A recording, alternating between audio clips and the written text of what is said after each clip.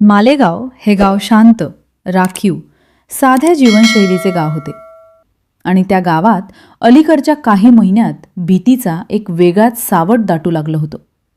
कारण रात्री अचानक कुणाच्या तरी दारावर हलकी ठकठक ऐकू यायची आणि सकाळी गावभर एक अफवा पसरलेली असायची की कुणीतरी एका छोट्या बाळाला नुकसान करून पळून गेला आहे.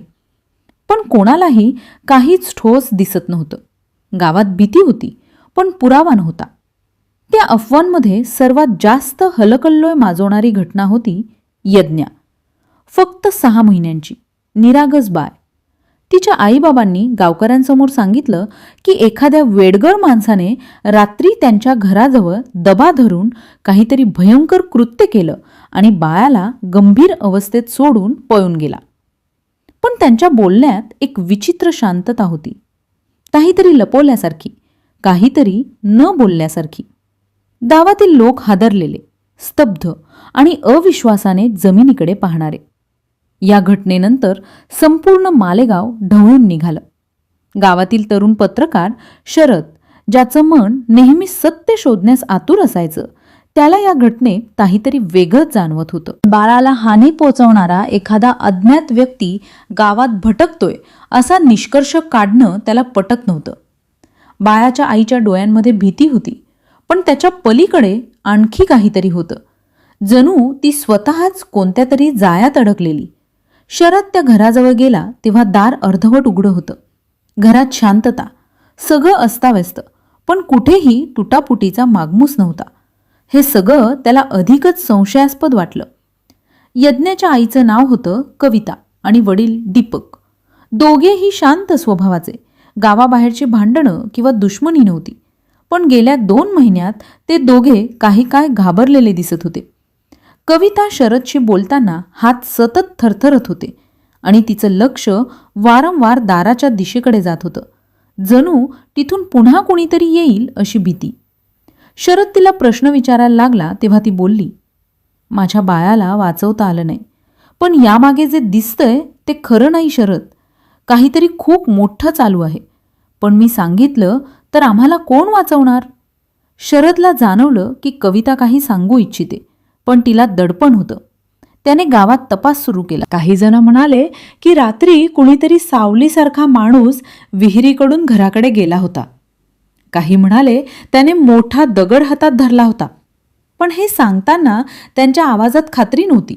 जणू त्यांनी स्वतःच अफवा ऐकून ती पुढे सांगितली होती. ज्यांनी पाहिलं त्यांनी खरं पाहिलं का हेच स्पष्ट नव्हतं. हे सगळं अधिक गुंतागुंतीचं होत चाललं. तपासात शरदला समजलं की मालेगावात काही दिवसांपूर्वी एक संशयास्पद व्यक्ती दिसत होती. जुनाट कपडे, विचित्र नजरा आणि रात्रीच्या वेळेस गावाभोवती फिरताना काही लोकांनी त्याला पाहिलं होतं. त्याचं नाव कोणीच माहीत नव्हतं, पण एवढं पुरेसं नव्हतं की त्यानेच हे सर्व केलं. बाळाला हानी पोचवण्याचं काही स्पष्ट उद्दिष्ट दिसत नव्हतं. मग तो गावात काय करत होता? यज्ञाच्या घराजवळ का दिसला? शरद आणखी खोदकाम करू लागला तेव्हा त्याला एक धक्कादायक गोष्ट समजली.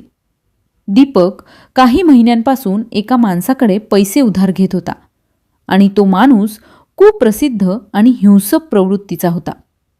गावात त्याला सथवा म्हणून ओळखायचे. कुणावरही दडपण आणणारा आणि पैशासाठी काहीही करणारा. काही लोक म्हणाले की त्याने कविता आणि दीपकला धमकावलं होतं. पण त्याची धमकी यज्ञासारख्या बाळावर का येईल? हा प्रश्न शरदला खूप छळत होता. एका रात्री शरद पुन्हा यज्ञाच्या घराजवळ गेला. तिथे कविता एकटीच उभी होती. तिने शांत आवाजात सांगितलं, तो आमच्या पैशासाठी नाही आला. त्याला वाटलं दीपक काही गोष्ट लपवत आहे, जी गोष्ट आम्हालाही नीट माहिती नव्हती. पण त्याचा राग माझ्या बाळावर उतरला. आम्ही पाहत राहिलो आणि आम्ही काही करू शकत नव्हतो. तिच्या आवाजात एक तुटलेली कडवटता होती आणि त्या क्षणी शरदला उमगलं की यामागे गावाबाहेरील एखादा गुन्हेगार नाही, तर गावातल्या लालसेचा, गैरसमजाचा आणि भीतीच्या चक्राचा परिणाम आहे. दुसऱ्या दिवशी शरदने पोलिसांकडे पुरावे सुपूर्द केले. सथवाला पकडण्यात आले. त्याने गुन्हा कबूल केला, पण त्याच्या कबुलीत आणखी एका गोष्टीचा पर्दाफाश झाला. दीपक लपवत असलेला गैरसमज. दीपकला गावातील एका वादात मोठा आरोप लावला गेला होता आणि त्याला वाटलं पोलीस त्याला चुकीने अडकवतील म्हणून तो काहीही बोलत नव्हता. सथवाला वाटलं तो त्याच्याच पैशांचा गैरफायदा घेतो आहे आणि या संशयाच्या खेळात निरपराध बाळाला जीव भरावा लागला. गावात दुःखाचं सावट पसरलं. कविता मूकपणे आपल्या मुलीच्या पाळण्यात बसत राही. दीपकचे डोळे खोल गेले.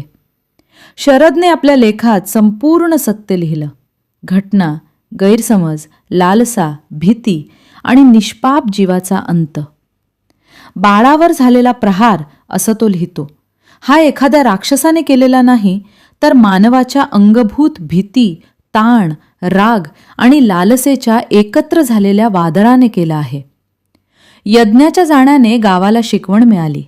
मौन, गैरसमज आणि गुन्हेगारांना न घाबरता उभं राहणं गरजेचं आहे.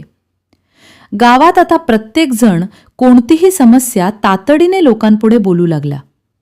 कविता आणि दीपक गाव सोडून मुलीच्या नावाने सुरू केलेल्या एका छोट्याशा समाजकार्यात गुंतले, जे गावातील मुलांच्या सुरक्षिततेसाठी होतं.